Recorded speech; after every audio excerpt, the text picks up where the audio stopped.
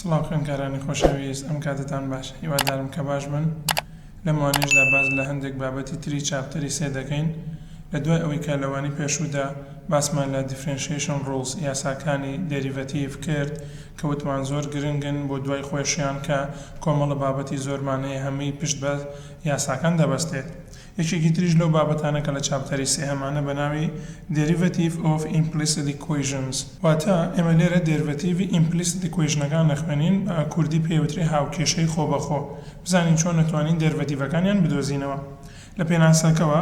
implicit equation is an equation in which the dependent variable y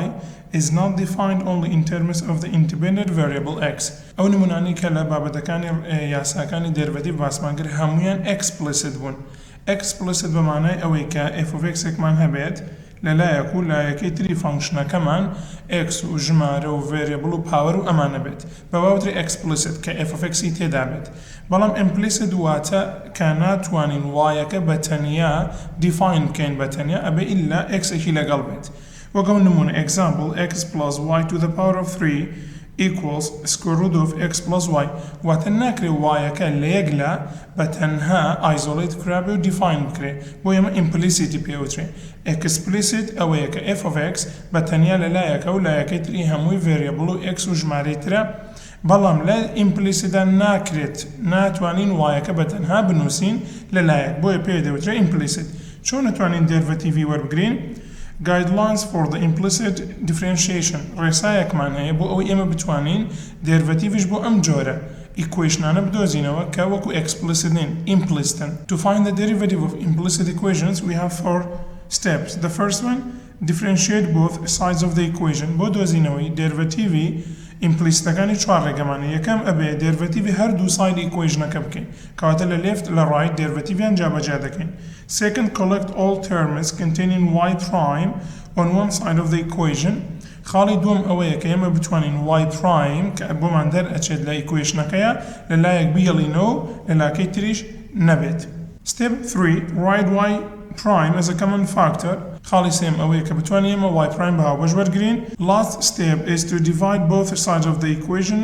by the coefficient of y prime لە کۆتا هەنگاویشە ئەوەیە کە ئێمە بتوانین هەردوو لای هاوکێشەکەمان equationەکەمان دابەشی هاوکۆڵکەی y primeەکە بکەین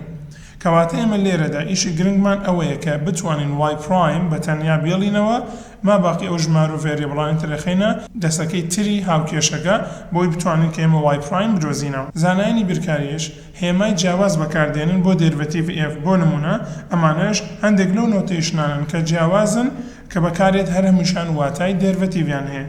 f prime of x y prime df over dx واتە derivative of the function f over derivative x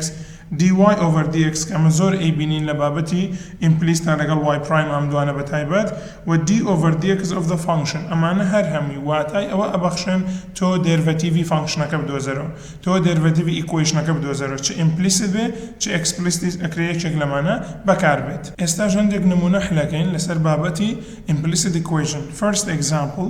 let y squared equals to x then find y prime ئەم y prime لێرە مەبەستی ئەوەیە تۆ ئەبێ دێریڤەتیڤی ئەم equationە بدۆزینەوە سەرەتا کە سەیری equationەکەمان دەکەین y squaredە کەواتە ئەمە لە فۆرمی explicit دەرچووە ئەمە پێوترێ implicit ئەو چوار هەنگاوە بەجێبەجێکەین یەکەمیش بۆ دەست پێکەین differentiate both sides of the equation هەردوو سایدی equationەکەمان هەوڵ دەدەین دێریڤەتیڤ بکەین لێرەدا فانکشنەکەمان وایە بیرمان نەچێ y یەکسانە بە f of x بۆی لە کاتی دێریڤەتیڤکردنی هەردوو سایدەکەمانە پێویستە وایمان لەبیر بێت کە فانکشنی سەرەکی پرسیارەکەیە بۆی لە کاتێکە y squared ئەبینین ئێمە ئەگەر x squaredمان هەبوایە بۆ نمونە دێریڤەتیڤەکەمانەوە 2x یاسای پاوەرمان لەسەر جێبەجێ کرد ئێستا مشکە y squaredە بە ئاسانی سەرەتا دەتوانین بڵین 2y باشە ئەتوانین دوایەکەی بۆ دانین کە ئەمە دێریڤەتیڤمان کرد بەڵام لەبەر ئەوەی y فانکشنی پرسیارەکەیە دوا بە دوای هەر دێریڤەتیڤکردنی وایەک پێویستە ئێمە y پرایمێکدا بنین y prime واتە دێریڤەتیڤی فانکشنەکە بۆیە لە دوای وەرگرتنی دێریڤەتیڤی هەر وایەک چەند وایمان هەبێت لە ئیکویشنەکە هیچ گرنگ نییە بۆ هەر وایەکیان دوای وەرگرتنی دێرڤەتیڤەکەی پێویستەکە وای پرایمێک بنووسین وای پرایمەکەش لێرە مەبەستمان دێرڤەتیڤی فانکشنەکەیە بەڵام بۆ ئێکس نا بۆ ئێکس تەنها یاساکانی لەسەر جێبەجێ دەکەین بەڵام ئەگەر هەر وایەکمان هەبوو لە ئیکویشنەکەدا دوا بە دوای وەرگرتنی دێرڤەتیڤ بۆ وایەکە پێویستە یەکسەر تایمز وای پرایمێکی بۆ بنووسین لەبەر ئەوەی وای دێرڤەتیڤی فانکشنەکەی کەواتە لێرە یەکسانە بە دێرڤەتیڤی ئێکسیش یەک ئەمەی کە هەمانە ئێستا ئەبێت ئەمە ستێپی یەکەم و دووەمان کرد ئێستا بێ وای پرایمەکە کۆئۆفیشنەکەی هەردوو لا دابەشکەین دابەش دوو وای دابەش دوو وای لێرەدا بۆمان دەردەکەوێت وای پرایم equals to 1/2y ئەمە دێرڤەتیڤی ئەم پرسیارەیە کە implicit بوو example 2 let x squared plus y squared be 16 then find dy over dx dy over dx جواتە دێرڤەتیڤی پرسیارەکەمان بۆ بکە ئەزانین کە y squared دیاواتە پرسیارەکەمان implicitە لە کاتی implicitە ئاگادار بین لە دوای وەرگرتنی دێرڤەتیڤی y ئەبێ y پرایمێک بنووسین کەواتە x squared سەرەتا بەپێی یاساکان ئەبێ بە 2x plus y squared یاسای پاوەر جێبەجێەکەین ئەبێ بە 2y times بیرمان نەچێ y prime derivative of 16 which is a constant ئەوژە بێ بە سفر کەواتە لێرە ئاگادار بین لە دوای وەرگرتنی x پێویست بە x prime ناکات تەنها y ئەوژ لەبەر ئەوەی فانکشنی پرسیارەکەی سەرەتا 2x ئەبینە دەستی ئەو دیو واتە 2y y prime equals to negative 2x هەوڵین هەردوو لا دابەشی 2y بکەین لێرەدا y پرایمەکەمان کە ئەویش واتە dy over dx یەکسان ئەبێت بە لێرە دوو ئەتوانین سمپلیفاشی بکەینەوە کەواتە وەڵامەکەمان minus x over y ئەمە دەبێتە دێرڤەتیڤی ئەم پرسیارە نمونەی سێم let x squared times y squared equals to 36 then find y prime واتە derivative okay ئەبێت بزانین کە implicitەکەمان چه جۆرەکە ئەمەیان کەڕەتە واتە بە یاسای product بەکاربێنین کەواتە یاسای product بیر خۆمان خێنەوە derivative فانکشنی یەکەم times فانکشنی دووەم وەکو خۆی plus فانکشنی یەکەم وەکو خۆی times derivative فانکشنی دووەم لێرەدا x square وەکو فانکشنی یەکەم ئەگەر سیرکەین دەبێت بە 2x derivative-ەکەی بەڵام y square-ەکە وەکو پارتی دووەم وەکو خۆی ئێڵینەوە plus ئەم جاریان x squared-ەکەی کە هەمانەوە خۆی دائێنینەوە دێرڤەتیڤ بۆ بەشی دووەم وەرەگرین کە ئەویش y squared ئەمیژە بێ بە 2y times بیرمان نەچێ بۆ هەر y پرایمێک دانین equals to 0 کەواتە لێرەدا x squared-ەکەمان 2x بوو دێرڤەتیڤەکەی y squared-ەکەم وەکو خۆی دانایەوە پێی یاسا plus ئەم جاریان x squared وەکو خۆی دائێنینەوە y squared-ەکەش بێ بە 2y prime 36 دێرڤەتیڤەکەی سفرە لێرەدا واتە ئەتوانین بڵێن 2xy squared plus 2 کاتوان بینینە پێش ئەبێ بە x squared y prime equals to 0 کەواتە لێرە 2xy squared بەشی یەکەممان هیچ y prime-ێکی تانێ دەتوانین بینەرێنە دەستی ئەو دیوی ئیکویشنەکە واتە ئەمی تریان 2x squared y prime equals to negative 2xy squared هەردوو لا دەتوانین دابەشی کۆئۆفیشنتی y prime بکەین کە لێرە دەبینین 2x squared y مان هەیە و لێرەش پێویست دەکات کە دابەشی 2x squared y بکەین واتە لێرەوە y prime equals 2 لێرە دەبێت بە چەند ئەوەی کامانە دوو سمپلیفایە بێت نێگەتیڤێکمانەیە لە بەشی سەر و x-ێکمانەیە کە کانسڵە بێتەوە بەڵام لە خوار و 2x-مانەیە واتە لە بەشی خوار و x-ێک دەمێنێتەوە ئەوەی سەر و کامانە y squared ئەوەی خوارەوە یەک وایە واتە لە کاتی سمپلیفایە ئەوی ژوایەک دەمێنێتەوە کەواتە y prime فانکشنەکەش y prime equationەکەش دەبێت بە minus y over x نمونەی چوارەم let ln y equals to x then find y prime واتە derivative وەرگرین لێرەدا ئەگەر بمانەوێت derivative هەردوو سایدەکە وەرگرین سەرەتا دەستە چەپ ln y مان هەیە ئەوەی بیر خۆمان بخێنەوە کە derivative y چی بوو ئەبێ derivative فانکشنەکە لەسەر فانکشنەکە خۆی بنووسین بەڵام لێرە یەک y مان هەیە ئەگەر بەو شێوازە وەرگرین دابەشەکە نووسین derivative y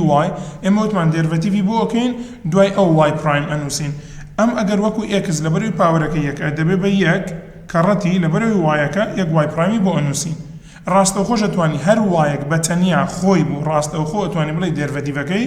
y prime ئەو یەکەش ئەکرێت نەینووسی بەس من حەزم کرد بینووسم بۆ ئەوەی یاساکە جێبەجێکم ئێوەی بەڕێز تێبگەن لەسەر وایەکە وەکو خۆی دەستە ڕاستیش دێرڤەتیڤەکەی یەکە واتە ئەشتوانین بڵین y prime over y equals to 1 كواتا y prime over y equals to 1 ليرة اتوانين اما cross product بكار بينين بو اوي بزانين y prime ولامك يبقى يك y نموني بينجم let x equals to sin y then find y prime ليرش داوای derivative مان لكراوا سرتا x كمان derivative يبقى بيك sin y ماني بو sin و cosine كان بير مان نچه first we have to take the derivative of the angle times derivative of the sine يكم جان y ماني y derivative اگه چيا وتمان راستو خود واني بلين y prime times derivative sine ابي بچي cosine of the same angle ابد با cosine همان angle ليرة دايما يك y prime ماني اتوانين دابشي cosine y بكين هر دو سايد ايكويشن كمان او كاتب اساني اتوانين بلين y prime يكسانا با 1 over cosine y نموني ششم let x equals to y plus sin y then find y prime واتا داوي derivative من لكنا كواتا راست اخو x اكا derivative بيك equals to y بتانيا معنى راست اخو دتواني بلين derivative اكي ابيد با y prime plus sin اكو angle معنى what is the derivative of the angle which is y prime times derivative of the sine becomes cosine y.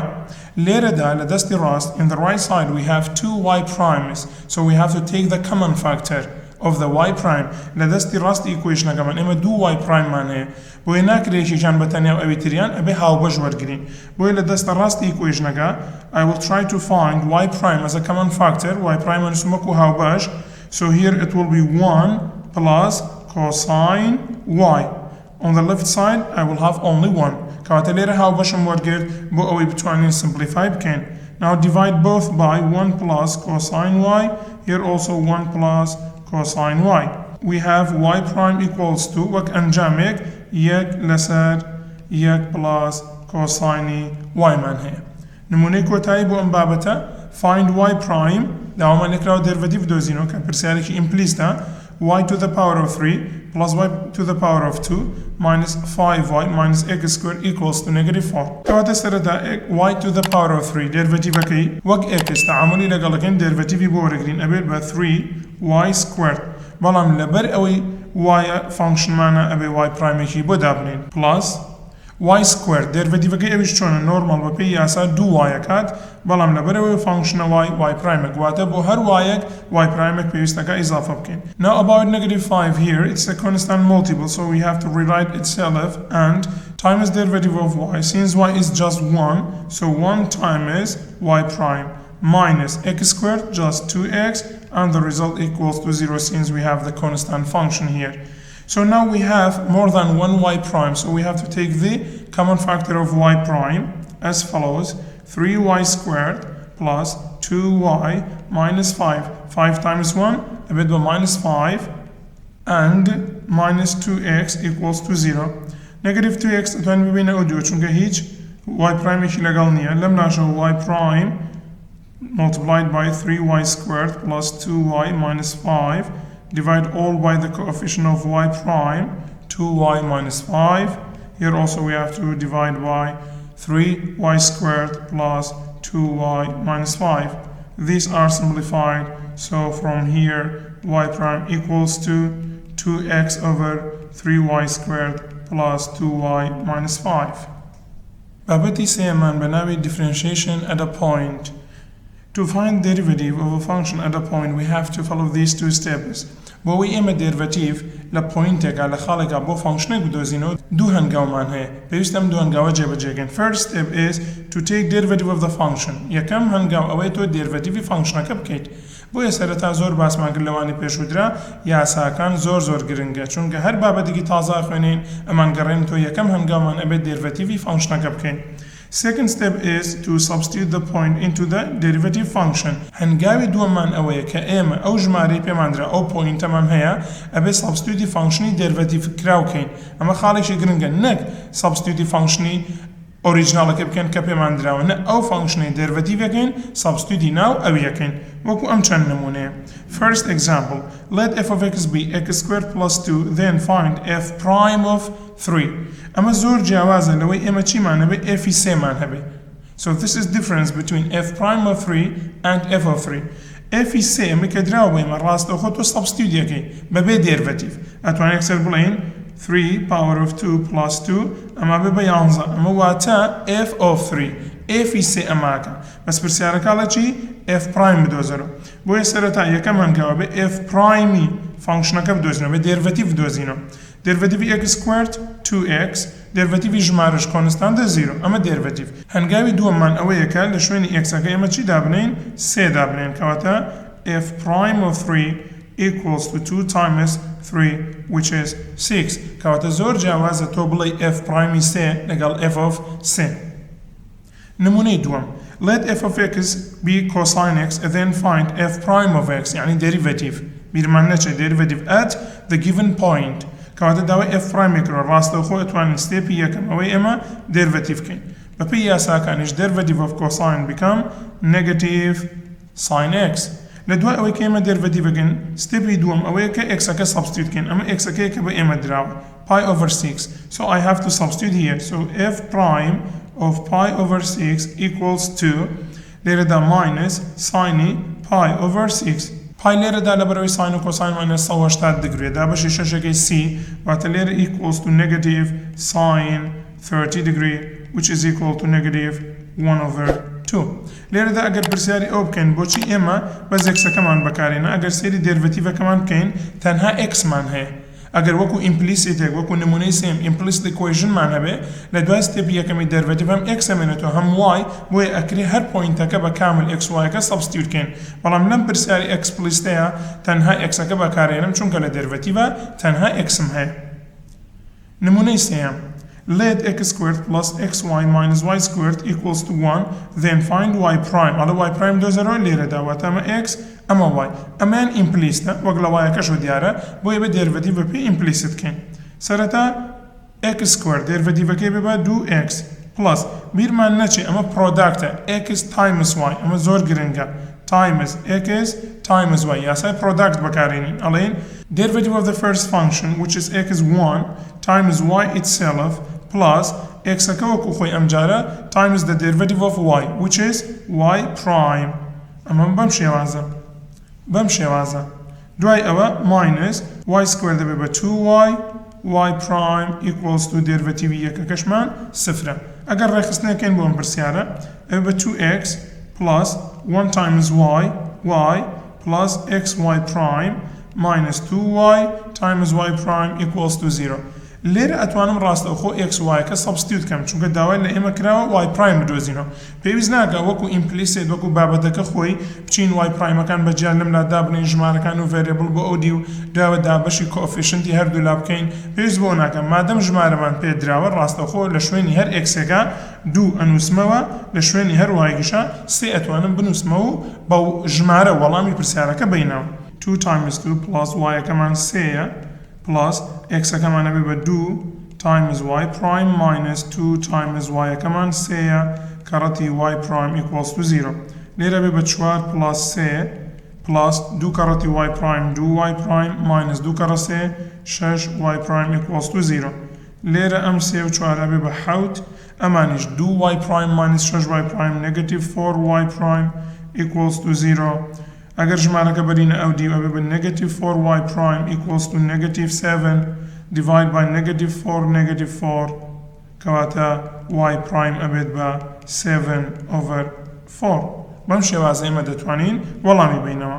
نمونەی چوارم و پێنجەم for examples 4 and 5 use the following هەندێک گیڤنیان پێداوین بۆ ئەوەی لە example 4 و 5 بەکاری بێنن بەبێ بێداویستی پرسیارەکە example 4 let f of x equals 2 times g plus h of x then find f prime of 2 لێرە داوامان لێکراوە f prime of 2 first I have to find derivative then substitute each x by 2 کەواتە یەکەم first I have to take the derivative بێ بدۆزینەوە here 2 we have as a constant multiple 2 times derivative of g will be just g prime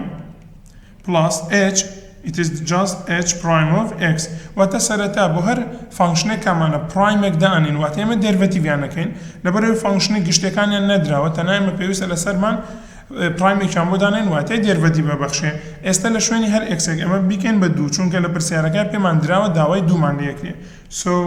f prime of 2 equals 2 times g prime of 2 plus h prime of 2 ئەوەی کە لێرە given 2 times g prime of 2 سيركن لنا اواني كبير مدراوة g prime 2 دوكات plus h prime of 2 معنى اوش كات شوارة ليرة بما درجة 2 كرتي 2 ابي بتشوار plus شوار ولا ما كمان هشتا نموني بينجم let f of x be h of x over g of x then find f prime of 2 امش بها مانشيوا پێویستەکە سەرەتا دێرڤەتیڤ دۆزینەوە دوجار ئێکسەکە ئەکەین بە 2 لەبەرەوەی لێرە کۆشن ڕۆڵ ئەبێ بەکاربێنین چونکە دیڤیژنە پرسیارەکەمان دابەشە بۆیە پێویستەکە یاسای دابەش کۆشن ڕۆڵ بەکاربێنین ئەویش یەکسانە بە f prime of x بیرمان بێت دێرڤەتیڤی فانکشنی سەرەوە h prime of x times فانکشنی خوارە وەکو خۆی minus فانکشنی سەرەوە ئەم جارە وەکو خۆی times دێرڤەتیڤی فانکشنی خوارەوە بەم شێوازە over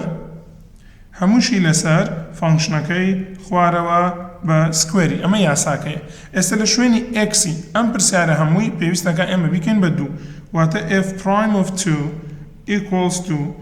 h prime of 2 times g of 2 minus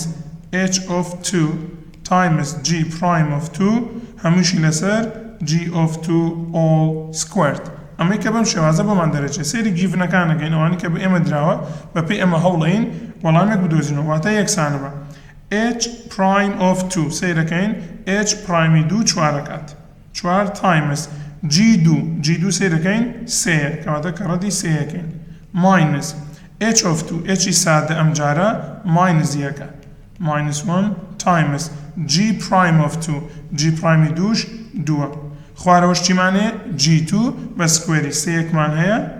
سکوێر دەکەین کەواتە بەم شێوازە ئەبێت بە 4 کەڕە 3 12 minus یەک کەڕەتی ئەمەش ئەبێژەوێ بە negative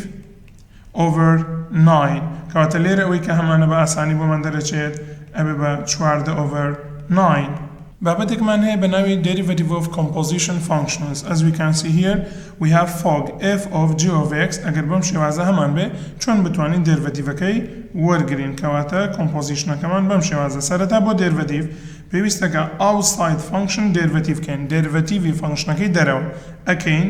فانکشنەکەی ناوەش وەکو خۆی ئەنووسینەوە rewrite the inside function then times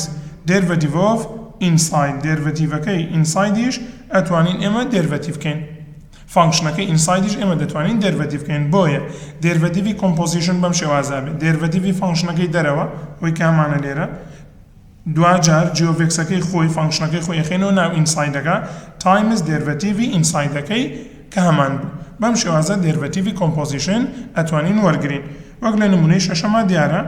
let f of x be h of g of x واتە لێرە g سەبستیوتی h ئەکەینەوە بەمە دەوترێت کۆمپۆزیشن بۆیە کە دێرڤەتیڤ وەرەگرین بەم شێوازە f prime of x equals سەرەتا h کە لە دەرەوەی ئەبێ بە h prime ئینسایدەکە g of x وەکو خۆی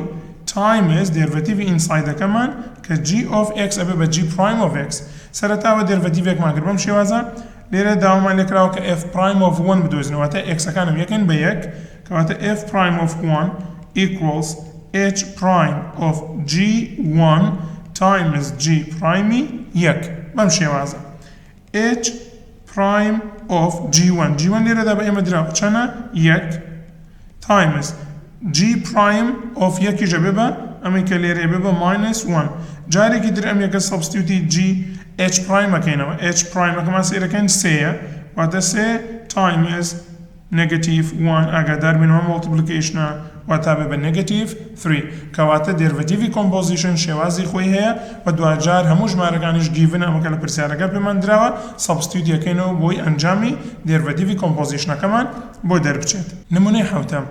let f of x be g of x squared times h of x then find f prime of 1 ئەگەر دیقەت بدەین لێرە چیمانەیە پرۆداکت ڕوڵمانەیە بەڵام فانکشنەکەی سەرەتا کۆمپۆزیشنێکە بۆ خۆی ئەگەر ئێمە بیرمان بێت بۆ نمونەکاڵین g of x کە تەنها دێرڤەتیڤێکەنەوێ بە g prime of x بیر لە ئینسایدەکەی ناکەینەوە کە پێویستەکە دێرڤەتیڤیکەین بەڵام لەبەر ئەوەی کە ئینسایدەکەمان x و دێرڤەتیڤەکەشی ئەبێ بە یەک بۆ هیچ کاریگەریەک بۆی هیچ کارێگەریەک بەجێ ناهێڵێ وەک f of x ش کە هەمان بێت لێرە کە دێرڤەتیڤێکین ئەڵێن تەنها f prime of x ئەگەر دێرڤەتیڤی ئەم ئینسایدەش وەرگرین هەر یەکە بۆیە لە f of x g of x h of x k of x هیچ بیر لە ئینسایدەکە ناکەینەوە بەڵام ئەگەر دیقەت بین لێرە ئینسایدەکەمان x سکوەردە ئەمە دێرڤەتیڤی یەک نییە جیاوازە بۆیە g بە کۆمپۆزیشن وەرەگرینە بێ ئاگاداری ئەم نقطەیە بین کەواتە f prime of x لە کاتی دێرڤەتیڤە جارە سەرەتا ئێمە دێرڤەتیڤەکەمان پرۆداکت ڕوڵە بیرمان نەچێت دێرڤەتیڤی فانکشنی یەکەم کە دێرڤەتیڤی فانکشنی یەکەمەکەین کە کۆمپۆزیشنە واتاڵێن g prime of inside وەکو خۆی times ئالێرە چی ئیزافا بێ دێرڤەتیڤی ئینسایدەکەمان کە ئەویژە بێ بە 2x ئەم بەشە زیای کرد لەبەر ئەوەی x سکوەرد مانێ وەکو ئینساید ئەگەر ئەویش تەنها g of x بۆیە پێویستی بە منە ئەکرد times h of x کە فانکشنی دووەممانە بیرمان نەچێ